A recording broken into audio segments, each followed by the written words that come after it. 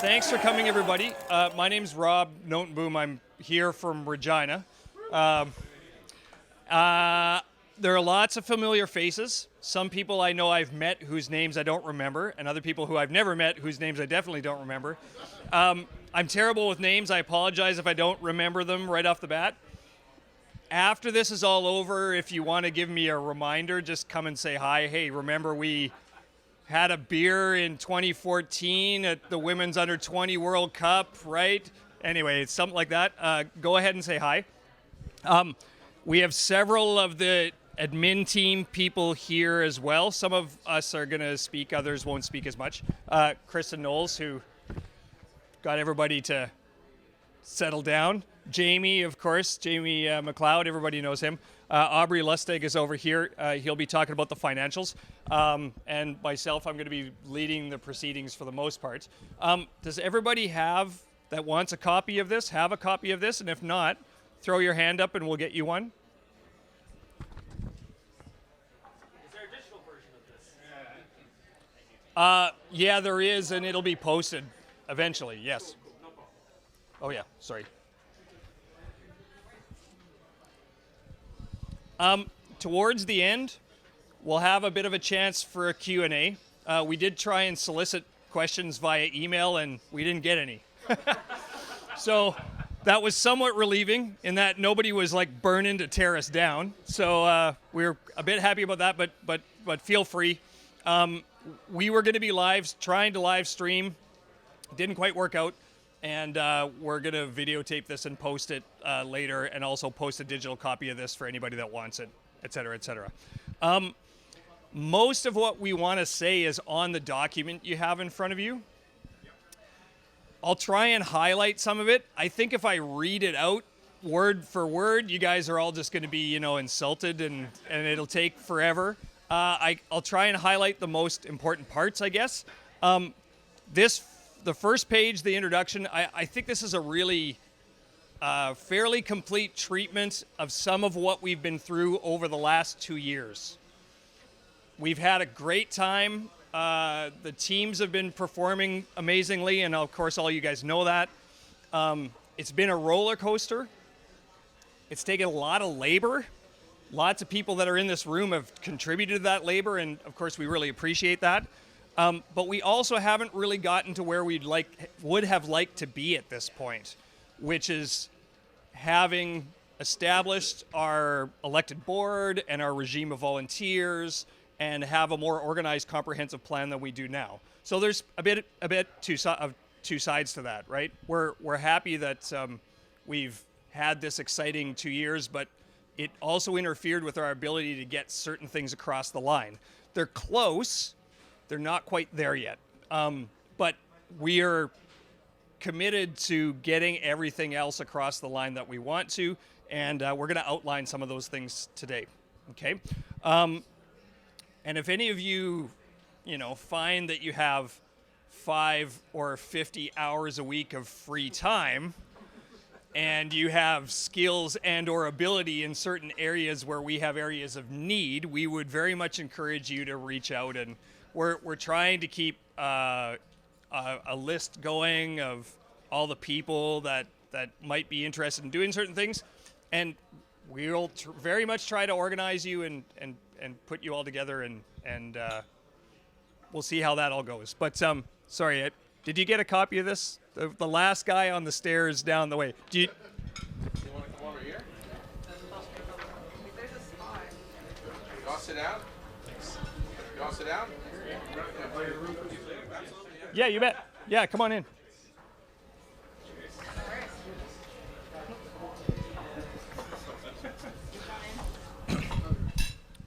Okay, so one of the things we wanted to update people on was our kind of financial situation, which is actually reasonably solid, so that's a good thing. Aubrey Lustig has been looking after all the finances for the last couple of years, and so he's going to update everybody on that. Thanks, Rob.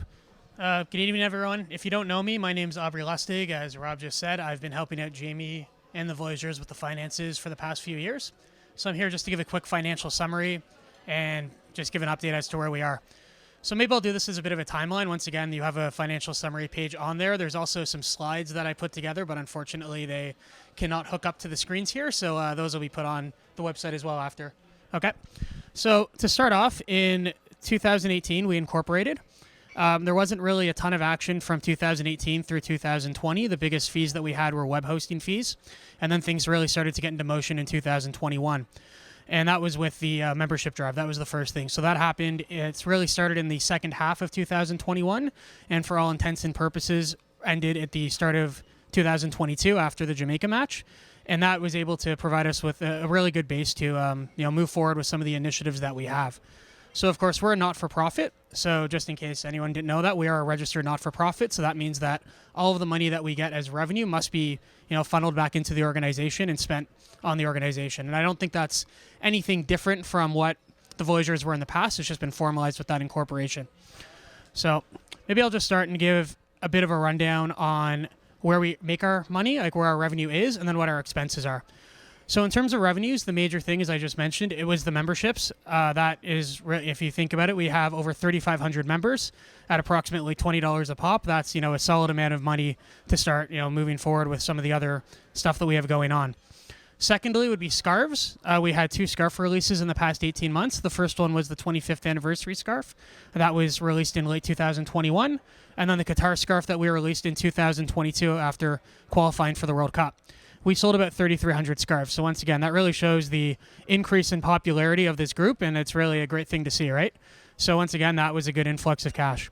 And then furthermore, we have the merchandising, and I would split that into 2 parts. We have the general merchandising, the Voyageurs t-shirts. I see a lot of people have those on, the toques, the various things, and then also what I'd call the specialty merchandise, such as for Qatar, for the upcoming Women's World Cup in Australia, New Zealand, the kind of merchandise for events.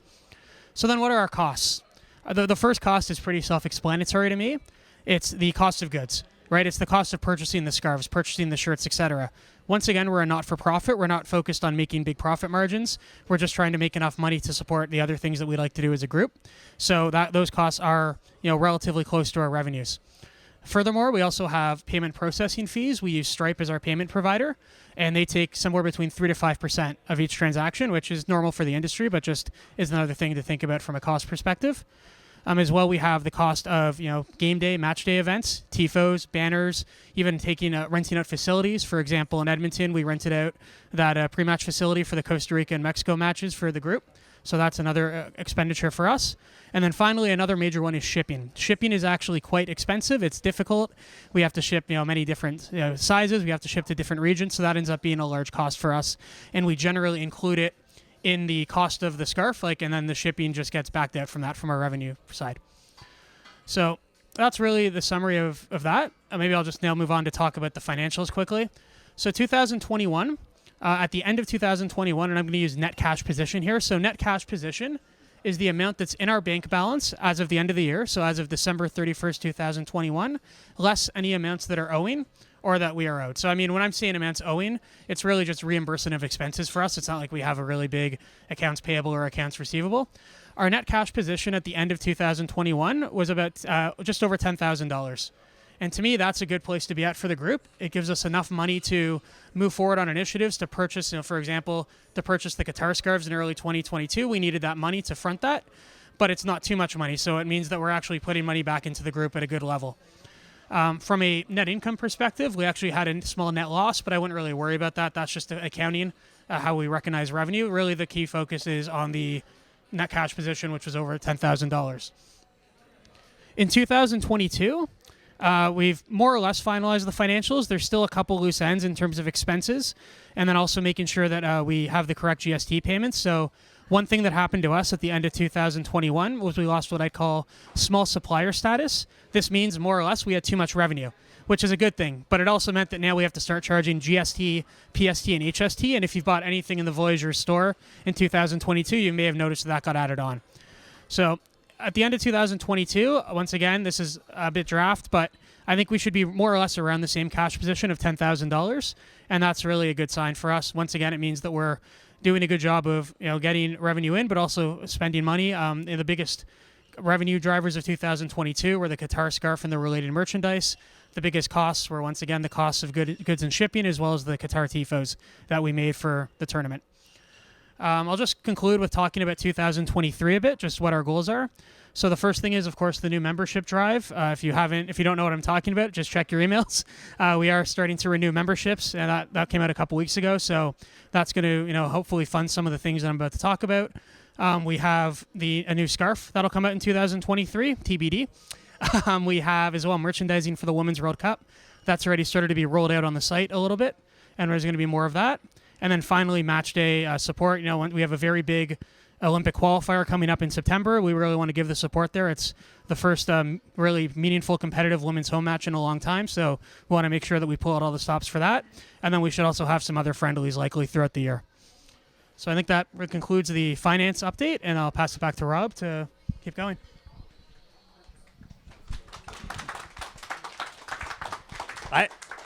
I didn't get any applause. Yeah. That's why I'm wearing the sweater. That's right. Okay, so once again, there's a lot of bullet points. Matt Surson, I'm not sure how many of you guys know him, is one of our members from Ottawa, one of the admin team members from Ottawa. He's been working a lot on the governance side of things. It helps because he and Alex Ho are both federal government bureaucrats, and they can basically take this stuff all out right out of the back of their head and put it all down. It's great. But once again, instead of reading through all of these points, I think an overview of it is that in 2020 sometime, right before the pandemic hit, Jamie started reaching out to some of us to say, hey, we need to start becoming more organized and more of a real organization. It might have even been earlier than that. The idea was percolating for quite a while. Yeah. And so finally some of us got together and bit the bullet and committed to helping on an ongoing basis.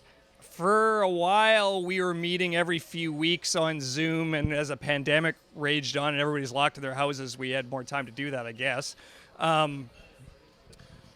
Out of that came the idea of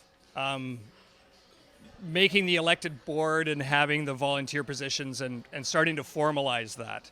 So we're at a point now where most of the details of what that should look like are in place.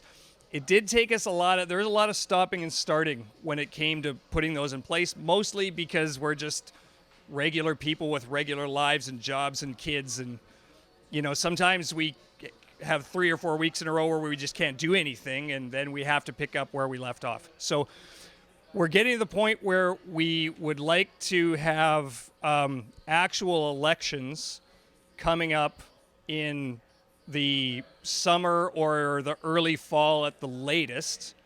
However, we're going to stagger them to maintain some continuity between the people who have been working on this and the people of that group who might want to continue working on the board, and some who are going to be elected, and then have that go forward in 3-year cycles. So what you're going to see once we have all that down is that there's going to be 3 people likely that are appointed for different lengths of time, 2 people who are going to be elected, and then going forward, 1 or 2 people every year will be elected to the different positions.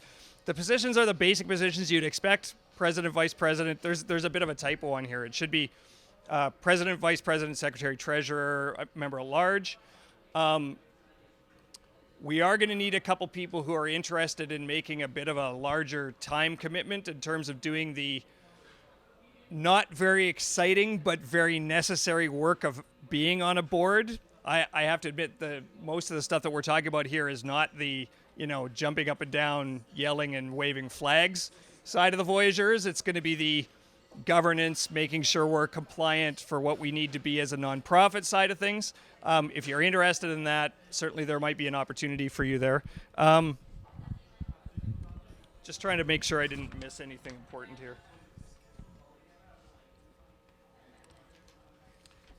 More of this will be more formally addressed when we have an actual real AGM where we're doing all the things that we should be doing to be compliant with what we need to do. Announcing it at an appropriate time, filing the correct amount of financials when we're there, and going through the process as we're supposed to be doing it. We wanted to have that ready for this night. People just got busy and it didn't quite get done. So it's probably going to be online. Obviously, we have members coast to coast. It's best to include them as best we can. So maybe April or early May for an online AGM coming up down the way. Any questions on any of that? Or do you want to wait till the end? Wait till the end, okay. Yeah, one thing that Matt mentioned right at the end, and I think this is really important. People have been remarkably patient with us. Very few people have tried to rake us over the coals because we're not doing what we're supposed to be doing. Even when it comes to, sometimes people don't get their T-shirts on time. Sometimes the right email doesn't come out with the right information, and people have been very understanding. We're just basically 8 people trying to do our best, and we're hoping to do better. But to do better, we need to become more organized and get a larger organization around us. So we thank you for that. Thank you for being very understanding with the whole process and the length of time it's taken and all those kinds of things.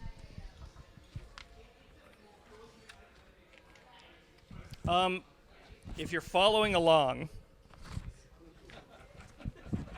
on the sheet and you want to go to overview of committees,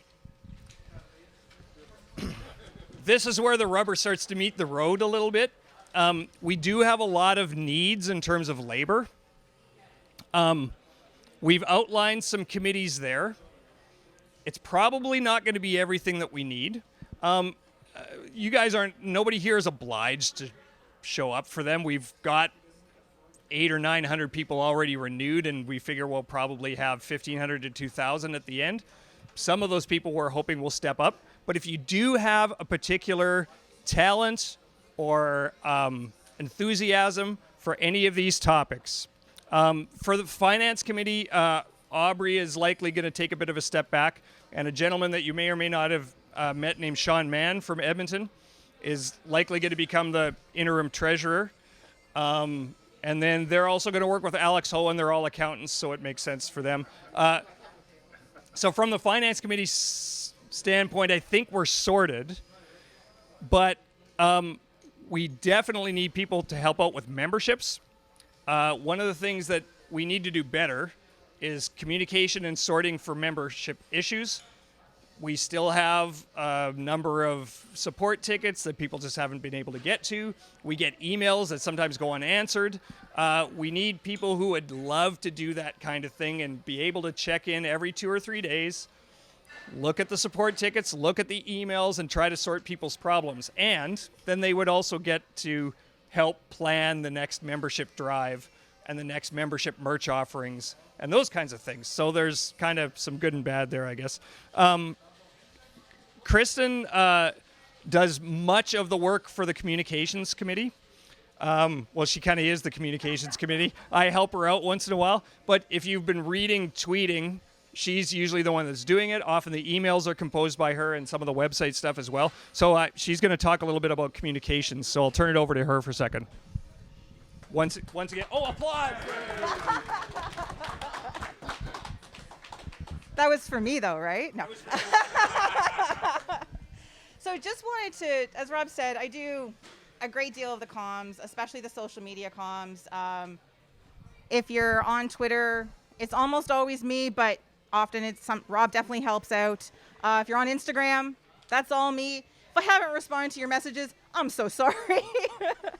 But one of the things with the social media, especially with Twitter over the last 2 years, that was really important to me and to Rob was that we really, really engage with everybody and we really broaden our reach, because our Twitter account, we didn't use it a lot before.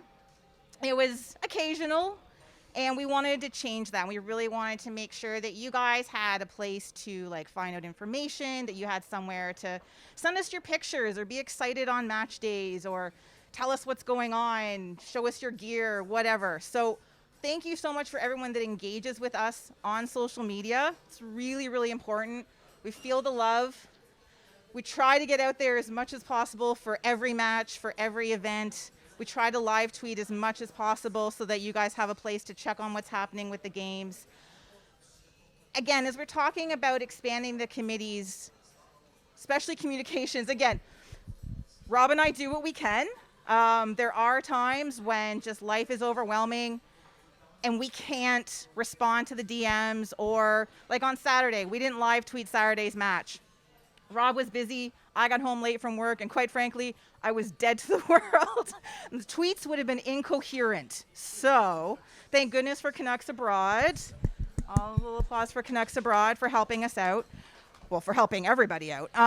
But so we try to do it as much as we can. But if social media is something that's a passion, or comms is something that you're excited about, and I mean that, if you like to write an email, if newsletters are something that excites you, get in touch. I will be happy to discuss, to bring you on board. I need the help, trust me. But we really, really are so grateful that so many people have engaged with us.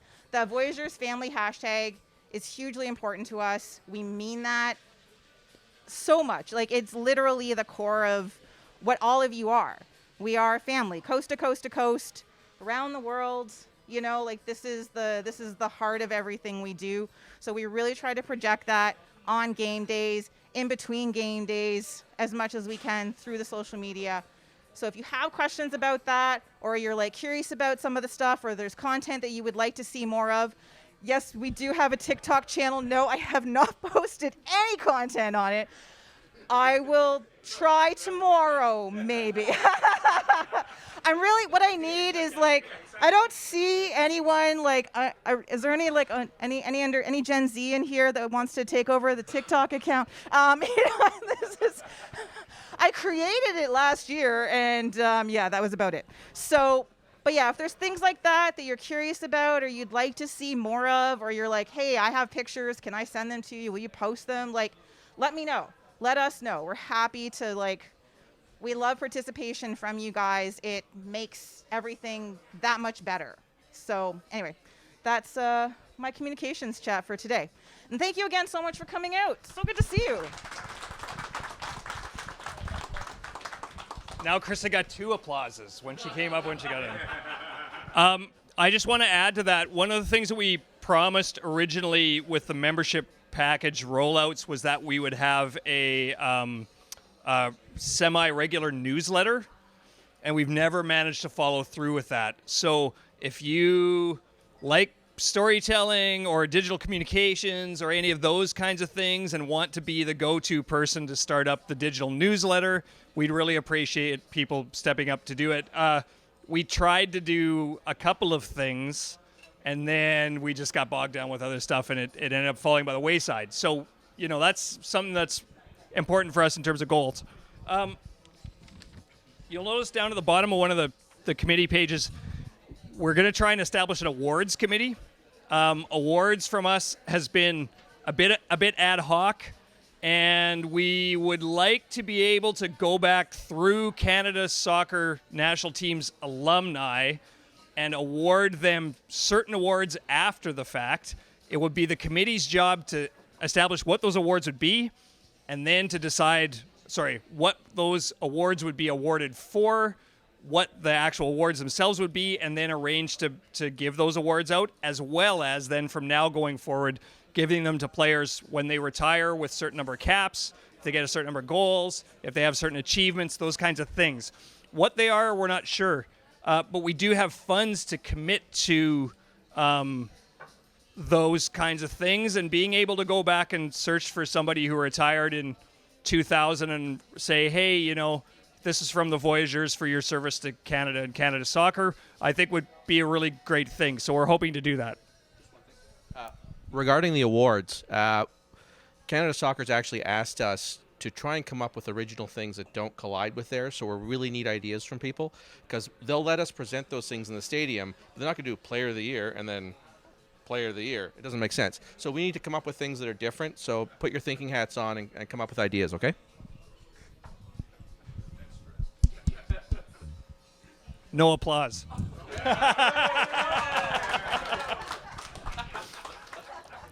Okay, final thing before we get to Q&A, and then Jamie's going to also give out some good merchandise and prizes and stuff.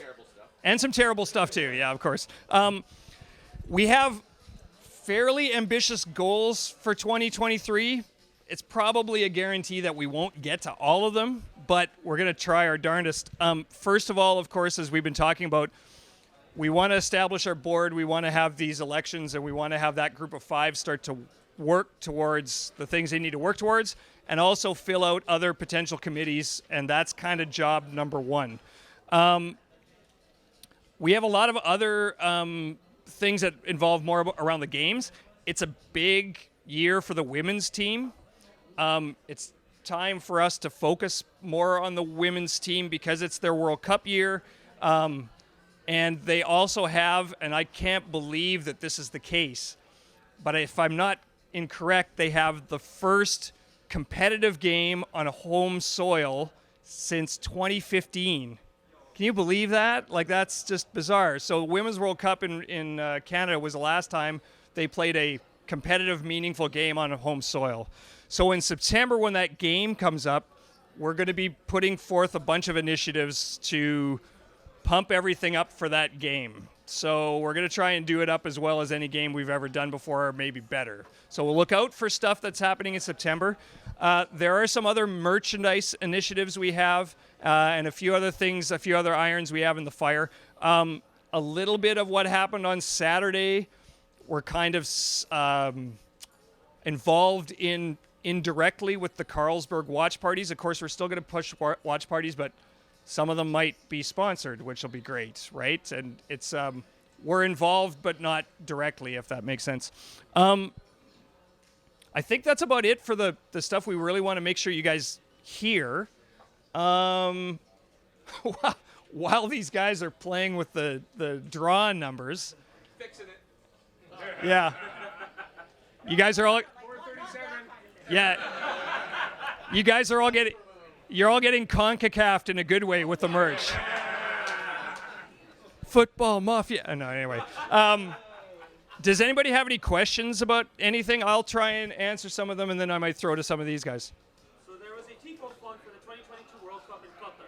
Yeah. Of course, we didn't get that TIFO, so where'd that money go? Actually, it went into the flags that we produced and put in stadium, and then there were some banners, but those banners didn't necessarily end up in stadium. They ended up in other places. So yes, they did kind of get produced, but maybe Jamie, the TIFO fundraiser for Qatar. Yeah. So we did get about 1,200 flags into the stadium at the first game. They all promptly disappeared.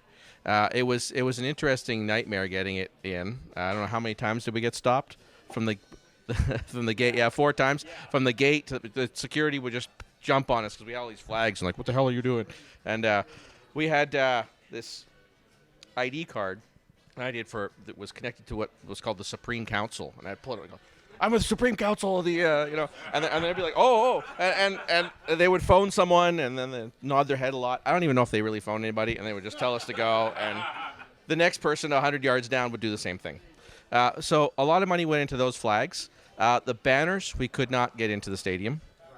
So, But we still have them. we still have them, and a lot of them are going to be used tomorrow. So, they can give you the specifications on what you can do and what you're allowed to do, and then when you get there, they just go. I mean, that happens at BMO. So, what can I say? But a lot of those banners, I would say 80% of them are going to be banners we can use going forward. They weren't just specifically for Qatar. So we're going to be able to use those in the future. So they're going to be a good thing. So, sorry. Anything else? Actually, to add to that, the flags that went into the stadium for the Belgium game, Jamie hand printed most of the flags. We had people bring packages of the flagpoles in their luggage, and then some of the rest of us just like stuffed in a couple hundred. We assembled them in some strange apartment in Qatar, and then about 5 or 6 of us literally did this. Through the lineups to get into the stadium, and we're like, we're not getting in with these things. And we eventually talked our way in, put them throughout the stadium in Belgium for the Belgium game. And if you catch a few places on the broadcast from that game, you can see people using them. They actually made a bit of a splash, so it was good, but some of them made it to the other games, lots of them didn't. So it was beyond our control to control people leaving with them or not leaving with them, if that makes sense. But yeah, that's a good question. I never thought of that. So anybody else for questions?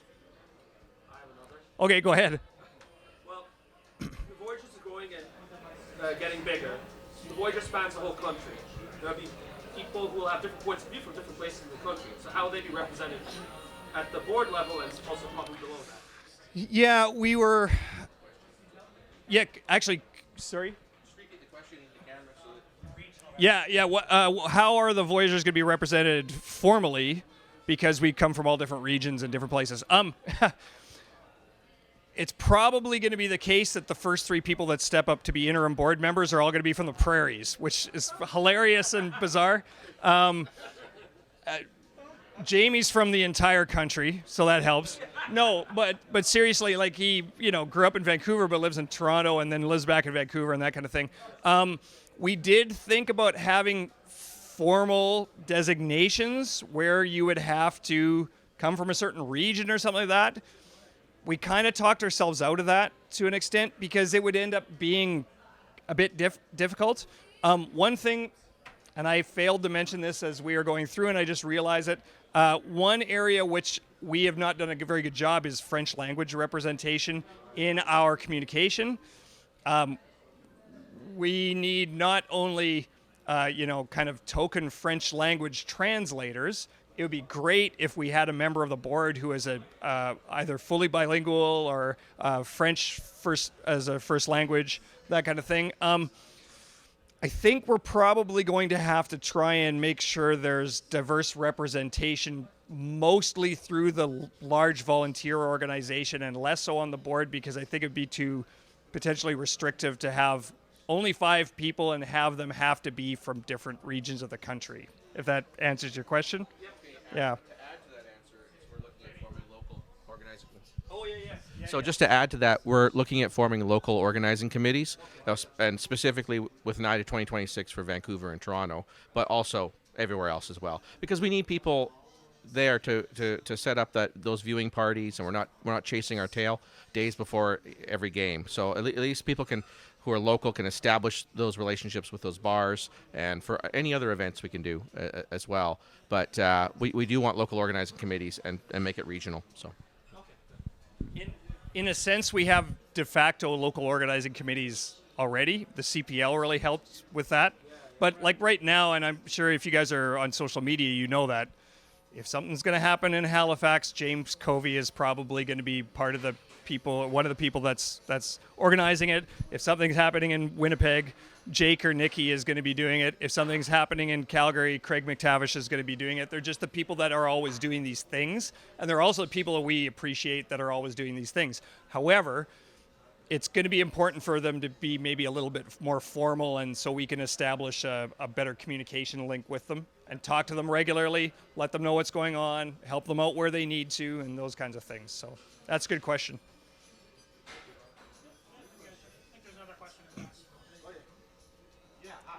Hey, I couldn't see you. In terms of the financials, did I hear that if the group gets to a certain point, you have to pay taxes? Yeah. I guess. Yeah. Let Aubrey do that one. So having said that, is there like a membership cap in terms of like memberships coming in terms of like X amount of dollars to come into the group so taxes aren't paid? Because I don't know anything about taxes. My wife has an account. So because I was wondering like if the Voyageurs was to take part in a charitable drive, do we instead of paying to Uncle Justin that we like actually give back to buying equipment for groups in need or stuff like that? Sure. Okay, sure. I'll also start just with just want to clarify a point because it might come up as another question. Just want to clarify. So as a not-for-profit, we're not paying income tax. So, but then there is the taxes on the provincial, like the GST, the HST, the PSD. So how the small supplier works is there's actually two different types of small suppliers. There's like a normal business, and I'll call it, and then there's like a not-for-profit one. So as a not-for-profit, we already had a little bit more leeway in terms of the revenues that we earned before having to pay those taxes. The thing is, it's sure. Yeah. What Aubrey means is we never have to pay income tax. There's no membership threshold where we start to have to pay membership, where we have to pay income tax. We passed a threshold where our revenues were high enough, so we had to charge people who bought stuff GST and submit it. Those are the only taxes we have to worry about is sales taxes. So what the group's gross is, you don't have to get to a point where taxes. Okay. Yeah, no, like the. What he's also asking is if we do a charity drive, Yeah. we're raising funds. I'll get to that. So in terms of paying the GST, et cetera, once you hit the small supplier threshold, which we did in mid-December 2021, there's no going back. Once you surpass it, you're always there. I think there's like, I'm not going to say anything I don't know, but I'm saying like once you pass it, you're always there. That's the simplest way to look at it. In terms of the charitable stuff, we did talk about it at times. There are a lot of other restrictions from when you start taking a certain amount of charitable donations. So if you surpass $10,000 in charitable donations, there's a whole lot of logistical and I guess I don't know what the correct word I'm looking for here is, but it's a lot more complicated to run a not-for-profit when you're like a soliciting corporation is what it's called. So based on that, we've decided not to do that. But I mean, at this point, like we should pay. I mean, I guess the easiest way to think about it is we should be paying the PST and the GST. If we're like, we shouldn't be trying to just avoid paying that, right? So now that we've surpassed this threshold, we've grown enough as an organization. It's just kind of the nature of things, and it's like any other place now that has that amount of revenue. Does that make sense? That tax is now included in the membership, though, right? Yeah. So if you buy a membership, it's is it 2022 now? It's 2023, right? And then if you look at the Voyageurs thing, there's like a line that says tax, and it's based on whatever your province is for the shipping. That's your relevant tax rate that you're paying. Yeah. Yeah, so everybody that buys stuff pays sales tax, and then we remit it. Yeah. And that's it. Yeah, That's it. that's cool. That's cool, and I completely get that. But I mean, if the group gets a gross, and after a certain point, then we have to pay taxes on that. That's what I was wondering. Yeah, no, Sorry. we Okay. never will. Well, yeah. Well, sorry. So we passed that point. So in 2021, we have very little tax payable, like the tax that we had to remit back to the government, because we didn't hit that small supplier amount until December. But then going forward, now everything is taxed, and there's no way to like get out of that, which is fine. I mean, that's the tax law, right? So that's just where we are. But yeah, and they're like, I mean, they're not to. I mean, once again, we're a not-for-profit. It's not like we're trying to we're not making a profit. Like, there's no way to like tax plan around that. You get to 50,000, you start paying the GST and everything that's associated with it. So yeah, does that make sense? Cool. Okay.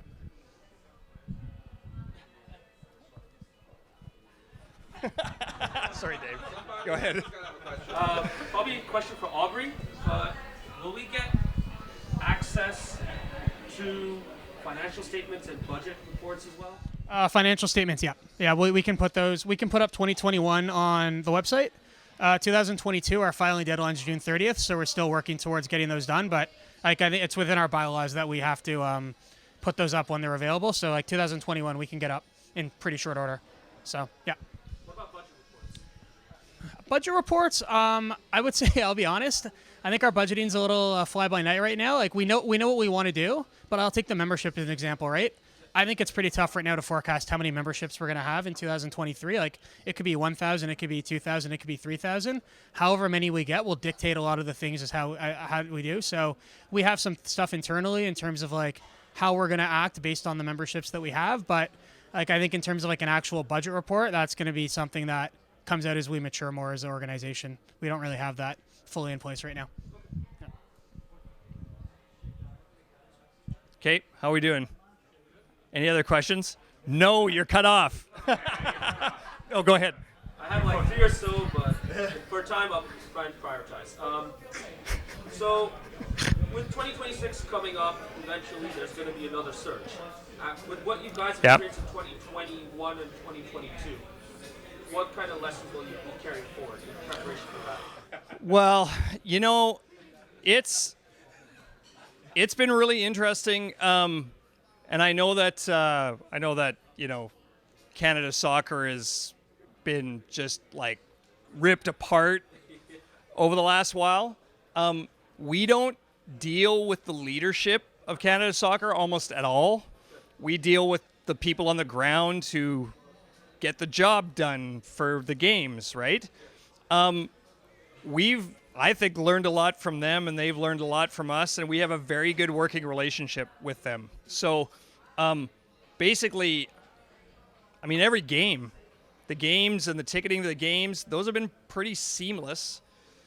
They ask us what we think is going to sell. We give them an idea, and then away we go. And we've arranged like 20 games like that now, probably, or 15 games. It's been really good. So one of the lessons has been how do we liaise with the right bodies to get the job done, so that people that want to get in the stadium and do what we want to do as a supporters group get in the stadium and do what they want to do as a supporters group.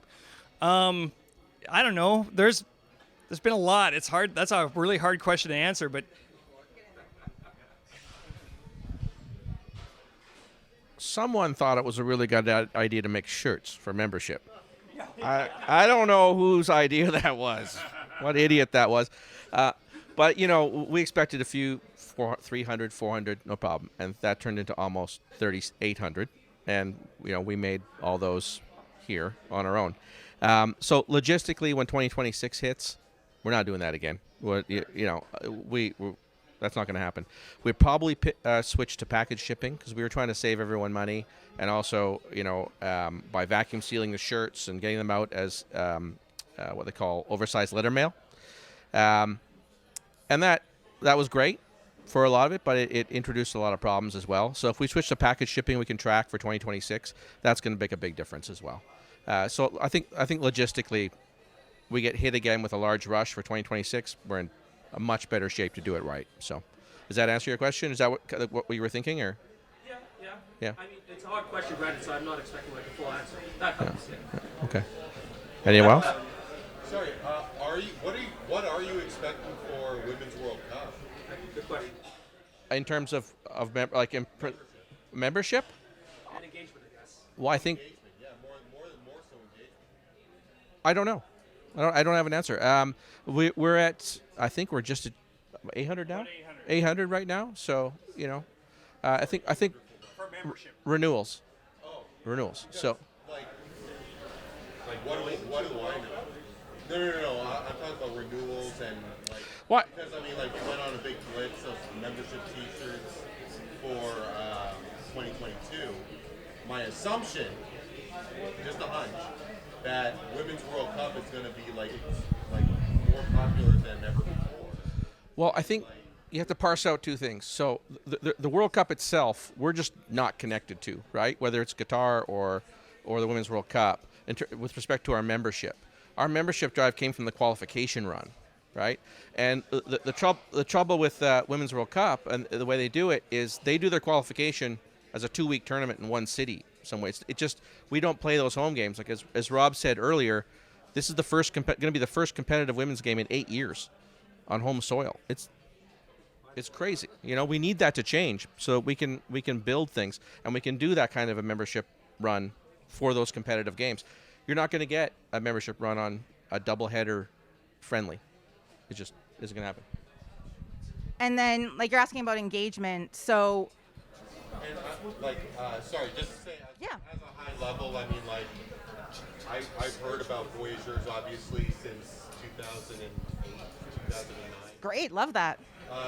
But I mean, just in terms of a beginner entry level, Canada's women are going to be in Australia, New Zealand. What is the supporter group? People are going to find out on social media. Maybe they're going to follow more, and maybe some of them are going to buy T-shirts and so on. I was just kind of wondering. Yeah, well, that's what I wanted to try and answer as best I can. So, like Jamie said, with 2022 and 2021, the memberships we had a membership drive in that we said that, hey, we're charging for memberships now. And then as the qualifications for the men's got better and better, and people got more and more excited and more people came on board and they were winning, our memberships just skyrocketed far beyond anything we ever expected. Way beyond what we expected. We were like, oh man, we got 500. This is amazing. We were like, yes, this is so fantastic. But without, oh yeah, we were like, how many? Every day we're checking, we're like refreshing our site, messaging each other. Did you guys see? Oh. So when things like that happen, which was exciting and wonderful, and we want to see that continue, but it is predicated on the ability to see the team play. So while people absolutely support the women's national team, the XNT, there's not as much of an opportunity to see them unless you're going to the States to watch the NWSL, or you're going to England to watch, the Women's League there or something like that. With the Women's World Cup, traveling to Australia and New Zealand is really hard. It's really expensive. So we don't have, at this moment, anything massively organized in terms of members traveling. We know people are going, and we've been in contact with some people that are going, and so we will make them point people on the ground to, spread the message of the Voyageurs if they can take stuff with them to pass out, to trade, to get people involved, to get people to know what we're about. Nikki and myself, we're in contact with the Australian women's supporters group. We've had a couple chats with them and stuff about being in contact when we're there and stuff that they do, and just being excited for one another. So that sort of thing is a little harder to arrange just because of the distance and the cost involved. But in terms of general social media engagement and things, like, I will do my best to be up at whatever o'clock in the morning. I did it for the Olympics. All the women's matches, I was on the West Coast visiting my mother in Prince George. And I got up at, I don't remember what time, I no longer remember the times. 4 o'clock in the morning? Sure, 3, I don't even know. On the couch in the living room, tweeting away while the matches were happening. So I will do my best. Rob will do his best. Whoever else is involved with social media this summer, we will do our best to make sure that everybody's really engaged with the matches, that we are letting people be part of it if they're awake, if they want to be, and we hope they will be, because it was really fun to talk to people during the Olympics, again, at whatever o'clock in the morning it was. And then like the winning match when we were at the different viewing parties, like that, like I was in tears. That was like one of the most joyful moments ever. So we're hoping for more things like that via social media, via engagement with all of our Vs, both in Canada and around the world. Like, we have people who will travel from parts afar who live in different parts of the world. So this is just, as not a nascent supporters group, but a group that has really grown by leaps and bounds over the last couple of years, who have really, really come together to support our national teams. These are the things that we're building on and moving forward from. I hope that helped answer. Can I just add one thing to it? Yes. Sorry, Jamie. I think what drives interest in the Voyageurs being a supporters group, and where a supporters group has its most important representation in the stands, is meaningful home games. We've gotten way more engagement when there have been meaningful home games than any other time. So when the men play a friendly in Iceland, we don't see a lot of uptick in engagement. But when they started playing World Cup qualifiers and they were all really important home games, it just went crazy. So this is why also September, when the women are going to play a meaningful home game after 8 years, finally, that's kind of what we're targeting to really push it. Because yes, there's engagement around big tournaments. For us, there's more engagement and more memberships and more merchandise purchases and more online social media participation during meaningful home games. That's really where it all comes down for us, I think. And probably for lots of you, because you end up in the stands, right? Question. Brad. Knock on wood, we get the job done tomorrow. Okay. we're headed to Vegas. Has CSA or anyone been given any information, because tickets did go on sale for today? Right. There will be allotments set for the 4 teams that actually make it. Yeah, that's a really good question. And actually, I'll repeat that so that anybody watching can. The question is there going to be a ticket allotment for Voyageurs for Vegas if the men make the CONCACAF Nations League final? Here's the process. It's not a secret, I don't think. Every time there's an away game, men's or women's, we reach out to Canada Soccer, to our liaison, and they then have to reach out to the host football association. And that football association has to get back to Canada Soccer, and then they have to get back to us. And we try and gauge numbers. Sometimes it's like we've had 10 people reach out, get 10 tickets or 20 tickets. Sometimes it's hundreds. But yeah, for sure. We'll, depending on what the results are tomorrow. No, we don't know. And I don't think Canada Soccer has had those discussions with the USSF. But as soon as Tuesday's over, touch wood again, we'll be asking them, and they'll be asking, and we'll have hopefully something set up. Yeah. I think they're playing you off, Rob. What's that? Oh yeah.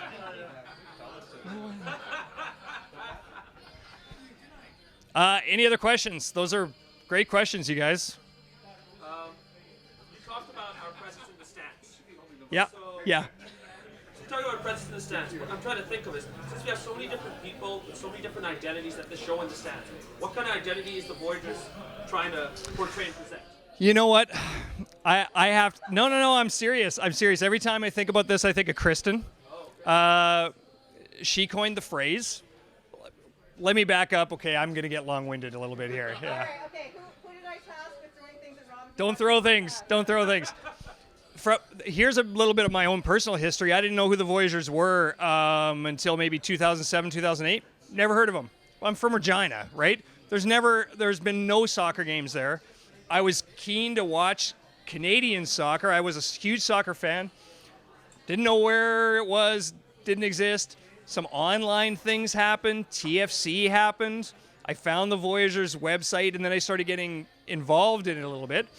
And then some people went on some trips, and there were a couple of Saskies that did that.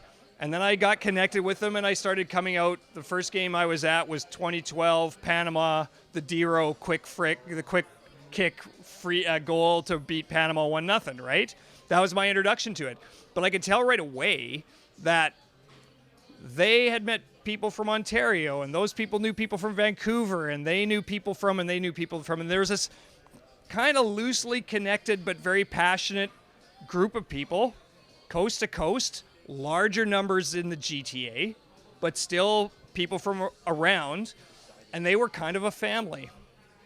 And for some supporters, they want to maybe be a little bit more ultra than that, but Kristin uses the hashtag Voyageurs family, and I think really that's the way we want to be in the stands, is that we are all there together, kind of in a bit of a family experience, sharing our passion for our team. That's what we want. And you know what? To that point, sometimes that means some of our songs are a little bit more generic that people could pick up on and easily chant, right? And it's much more difficult for us to, I know Cal McClellan from Halifax has wanted us to do Maple Leaf Forever. And it hasn't happened. Why? Well, it's pretty hard to get people from 18 different cities together and practice something that's that complex, right? It'd be great to have that, but really we want a feeling in the stands of kind of togetherness, and we're all on the same side, and we come from across a very big and diverse country, and that's great that we're all here sharing the same things. So that's what I feel about it, at least. Basically, I just want to reiterate that part of what Rob said, like the Voyageurs family thing, which I mentioned before, because, again, do truly believe that. And like any family, we don't always agree. We don't always all get along all the time, but most of the time we come together. But our identity is to support the national teams. That's our identity. It's to be there in the stands, online, showing our love, showing our support in whatever way they need. So we try to show up for the teams as much as we can in the best way we can. And sometimes we reach out to the teams and we ask them, what do you need from us? Tell us what you want from us. We will do our best to provide that. And that's the identity that we're going for, is that we are one big family from coast to coast to coast that are there for both of our national teams as much as we possibly can be. And I think, honestly, having been involved in this group, you know, tangentially, but more and more and more over the last several years, I think we really do that. You know, it's not always perfect. You can't always be perfect. And we're learning. We're learning all the time. These last few years, trust me, massive learning curve. So many things we have learned. But we've learned from you guys. We've learned from the players. We've learned from the different stadiums we've been in. We've learned from other supporter groups. But we still keep moving forward, and I think we get better and better, and the group just gets more and more engaged, and we get to really embrace everybody and embrace the teams and embrace the players, and that's the thing. That's what brings us together. That's why we do this. That's why you're here on a Monday night. You know, like, I'm sure there's other things you could be doing. Isn't there like a bachelorette? No, I just... Trust me. Oh, excuse me. I see the Canada Soccer Bachelorette crossover tweets, believe you me. Not me, the rest of you. But that's what we go for. That's what we want. We want everyone to come together with their love for the sport, for the national teams. That's our identity. So just a quick follow-up then. Thank you for the answer, by the way. Much appreciated. No more questions for you. No, I'm just kidding. Go ahead. Sorry.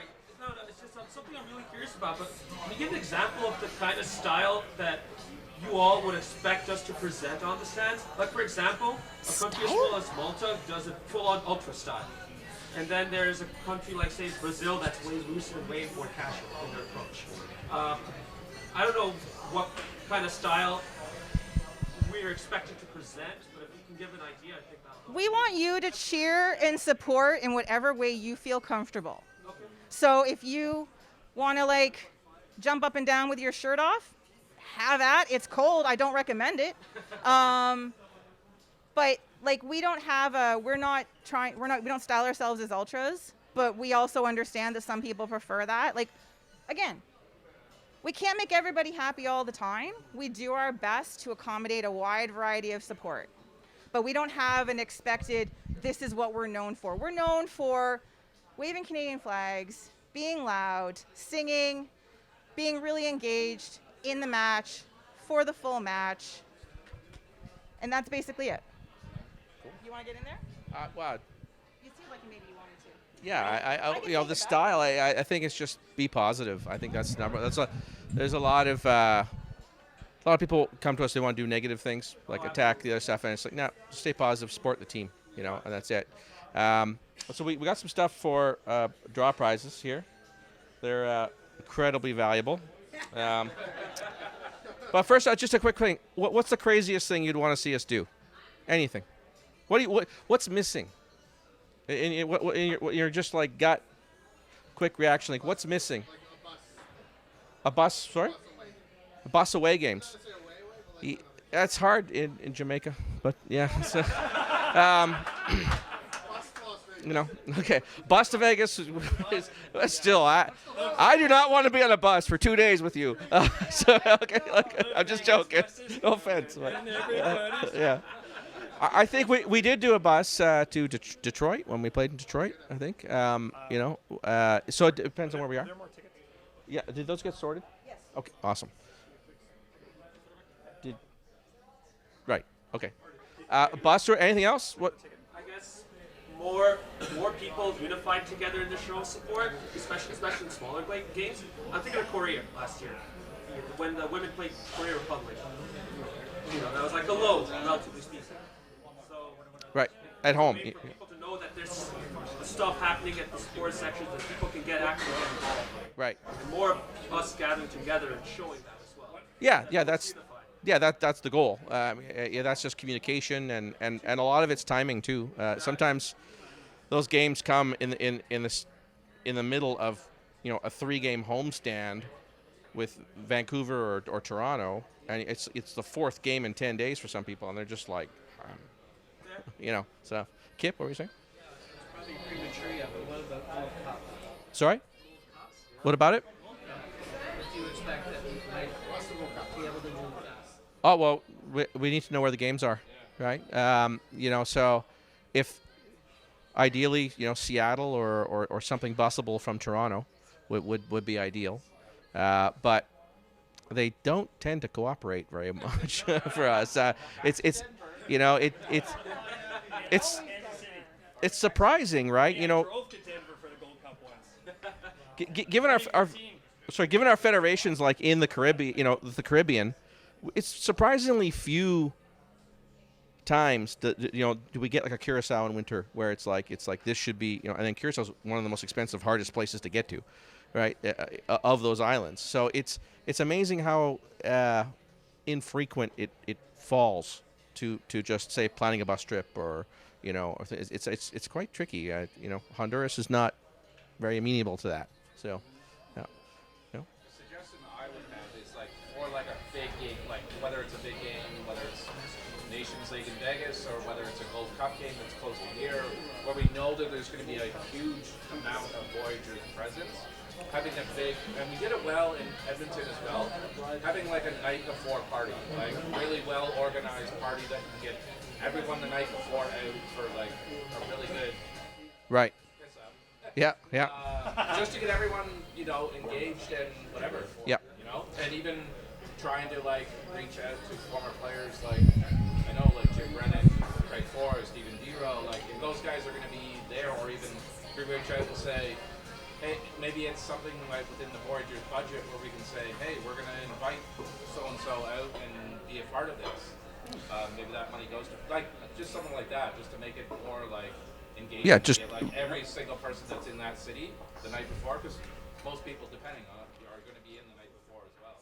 Right. So Brad's asking about pre-game events in away cities and away things. When we can do it, we'll do it. Like it's you need to know how many people are going to be there, when they're arriving, and stuff. Edmonton was a pretty safe bet. We spent a lot of money on that facility, and it was fantastic.